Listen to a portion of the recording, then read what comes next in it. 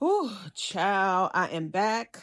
I'm late, but I'm here with the Love and Hip Hop Atlanta season 12, episode 20, I believe. So, Sierra, Jessica, and Bambi, they chilling. They're talking about baby mama number 3 of Scrappy baby shower. So, Bambi shares with them that she's going through it with Scrappy. She said they had a verbal agreement that he would get the kids during the week. She would have the kids on the weekend. But he got in his feelings one night, calls her at 9 o'clock at night, and tells her that he's coming over to see the kids. He didn't say pick them up because the agreement was to pick them up. So I'm thinking maybe Bambi was going out with her new guy. Scrappy got in his feelings and decided to cock block. So instead of picking up the kids, he decided he gonna chill out at her house and see the kids. So because of that, Bambi has decided that, you know what, she's gonna take him to court because she wanted in black and white. Now, when Scrappy was telling the sob story to Sierra and Lil Zane, he made it seem like that Bambi just all of a sudden decided to take him back to court. You never mentioned you not following through with the verbal agreements. Because with Scrappy, verbal agreements mean nothing when feelings are involved because Scrappy always acts on impulse. So Sierra was like, Scrappy is miserable. Okay, he hates to see Bambi happy and does. Mama D too. And the way she be all up in the biz naive, you would think she and Bambi had a little something going on the side because she's too invested. So Sierra is saying she's having she have a new seasoning coming out and she wants to have a taste party. She mentions that she invited Carly, who we know is not on good terms with Bambi. But Bambi said even though they kind of made up in London, she's giving Carly the side eye because Carly is the one that spilled the tea that Scrappy was having a new baby. Now, some people were asking, why is Bambi mad at Carly? And I think that Carly spilled the tea in front of everybody.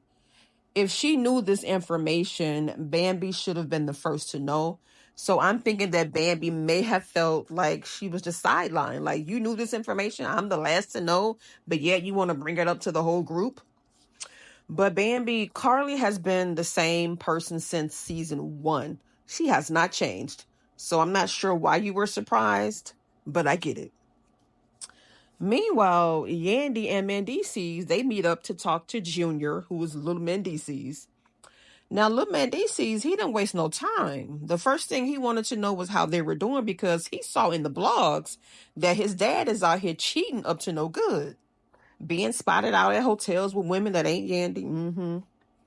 So she said one thing they've learned is that the blogs don't know them personally, so they don't take it personal. Girl, I know a media trained answer when I hear it.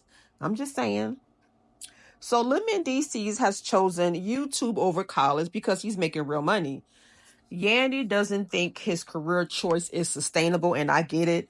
On the one hand, social media is a real moneymaker. Plenty of people have built long-term careers from it. I've seen it. But she's not wrong for wanting him to go to college because trends shift, platforms change, and he's doing pranks on his YouTube. They get a lot of views, he make a lot of money, but it isn't exactly a guaranteed long-term career path, but I get it. But his dad, Mendeecees, said that no one in his family ever went to college. And sometimes parents do want what's best for their kids, but other times they're trying to live their lives through them. I pushed my son to go to college because I didn't go. And I was so pissed when he had dropped out because I wanted to see him do the things that I didn't accomplish. And to see that he didn't even want it, but I forced it on him. And look what happened. He dropped out and I was pissed. Meanwhile, Spice, Amy, and Ashley, they're catching up. And Amy clocks Spice T because Spice is managing Bunny Rex, who is the ex of Carly's husband. Yes, Carly got married. So the husband cheated on Bunny Rex with Carly before they got married. And as we can see, Spice is definitely for the mess because she will be managing Bunny Racks. Now, Amy said that Spice and Carly were in London trying to mend things. And now she's trying to link up with Bunny. It's a hot mess. But of course, Spice doesn't feel as though she's wrong. What's good for the goose is good for the gander. If Carly can be messy, so can Spice. However, it's clear that Spice is not trying to move forward because you try to move forward in London and now you're turning around and you're aligning yourself with the one person who could set Carly off. Yes, that's messy on purpose. So as they're talking about Bunny Racks, Spice ain't trying to hear it because she knows she's wrong. So she shifts the conversation to Ashley and Lil Zane, not the big one. So Ashley tells them that she and Zane have been working on their relationship, but he hasn't made any progress, especially since he was flirting in London. So Spice says she heard Lil Zane got a child that Ashley just found out about. And Ashley said the DNA test confirmed that Zane is not the father. So Spice was like, well, damn, girl. Zane's been up to no good long before London. And she feels like Ashley lets Zane do whatever he wants to do until he hurts her. So Spice says Ashley is delulu, thinking she can change Zane. Facts. The fact that Ashley met Zane while he was cheating, she was a side chick, unknowingly, and married him while he was still cheating, honey. Slept with the baby mama before the wedding. And she's still holding on to hope that he'll stop. That is delusional. Now, Spice may have been a little harsh because Spice is not a girl's girl. She'll gather you up, okay, with no type of empathy. I mean, Spice will rip you to pieces with her words, but she can't take it though. She can dish it out, but she can't take it. But anyway, yeah, Spice may have been harsh in her words, but did she lie? No. Now, Ashley seems to be trying to fix Zane, which is a trap that many people fall into. But Zane's behavior in London, that ain't nothing compared to what he been doing. First, she got the baby mama he been sleeping with. He thought the child was his. It ain't. Then the behavior he displayed in London, that's proof right there that Zane is not trying to make things better. Girl, and without action from him, Ashley, girl, you are setting yourself up for disappointment, okay? Now, Spike's comment might have come off very harsh, but she did not lie. Ashley, sweetheart, you are the Lulu. Moving on, we find out that Tilo and Carly are actually married. Now, Carly's entire storyline has been one big roller coaster of engagements, divorce, weddings, cheating scandals, and now, surprise, the heifer he was creeping with is now a part of the show. Classic Carly. Anyway, Carly and her husband are trying to have a baby. And yeah, they're doing IVF. Ugh. Ooh, no, having a baby at 50, that's a little selfish to me. Because 9 times out of 10, that kid is going to end up taking care of the parent. Imagine that child in middle school trying to enjoy recess, but instead, he getting a call from his mama, damn near his grandma, that I don't know, she's having an arthritis flare-up or something.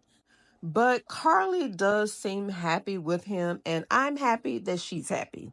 So, Ashley is trying to make a statement, honey. She's packing up her things. She's preparing to move out. And she calls Zane out for not wearing his wedding ring and doing whatever it is he wants to do, just like Spice pointed out earlier. Now, all of a sudden, she's trying to take a stance. Okay, she putting her foot down. But Zane quickly deflects, and he said, girl, I ain't never wore a ring in the first place. So, Ashley, Spice was right all along. You let Zane do what he want to do until he hurts you. This man ain't never wore a ring. So, Lil Zane is upset with Scrappy and Amy for making it seem like he was cheating, when in his words, he was just flirting. It was harmless flirting. But harmless flirting can lead to harmful behavior, like cheating or threesomes. So then Zane hit Ashley with some reverse psychology. So Ashley tell him she leaving. So Zane tries to manipulate the situation by saying, well, I'm a grown ass man. I wouldn't feel comfortable with you being out in the streets. I'd rather leave the house myself. Now, Zane didn't do that because he was this noble man. Zane is trying to maintain control, okay? So by saying he would leave instead of her, he keeps the power in his hands because he wants to know where this woman is at all times. So Ashley agrees to not leave. Okay, and Zane said he gonna leave. Now, which is exactly what he wanted. So now he will continue to have access to her and he can continue to pop up at his home whenever he feel like it. So now we go back to Sierra, Bambi, Carly, and Jessica. They sit down and they're discussing clearing the air. So Bambi says she thought she and Carly had cleared the air, but Carly in her confessionals is still going around implying that Bambi tried to talk to her man behind her back. And Bambi calls her out on it, and Carly insists that they've already moved past it and accuses Bambi of dragging it and holding a grudge. But honey, Jessica jumps in to clarify. She said it's not about holding a grudge. It's about how you handle the whole situation. And she tells Carly she has a problem with taking accountability. And instead of owning up to it, Carly claps back and she asks Jessica, well, are you psychic? Because I was just about to take accountability. So Carly says she was just about to take accountability until she was interrupted by Jessica. And Jessica tells her no, she wasn't. Carly said, well, okay, so now you're a psychic. You know how to do IVF. You know how to do this. You know how to do that. Honey, that IVF comment sent Jessica, honey, it sent her. That was very foul because Jessica has been struggling to have a baby and she had several miscarriages. So Carly bringing up the IVF was low down because earlier Carly had already called Jessica out for drinking while doing the IVF. So that was her way of throwing it back in her face. Basically telling her to mind her damn business because she can't even do the IVF right. Now, I'm here for Carly being messy, but that was low down, evil, cruel, disgusting. It was all of that, and Carly Huffer, you were wrong. Since this season started, I have yet to see Jessica sober. Girl, I don't even know who you are. Is that how she functioned? Like she got to function being drunk? Clearly she was drunk, but she had every right to spaz out the way she did because Carly, that was nasty work. You knew exactly what you were doing. And you were trying to call her out for not even knowing how to do the IVF. So how dare she try to tell you what accountability is? Ooh, child, that's the end of this video. If you made it this far, child, I hope you did. Give the video a thumbs up. It helps the channel. Leave your thoughts in the comments. And I'll talk to y'all on the next time. Bye.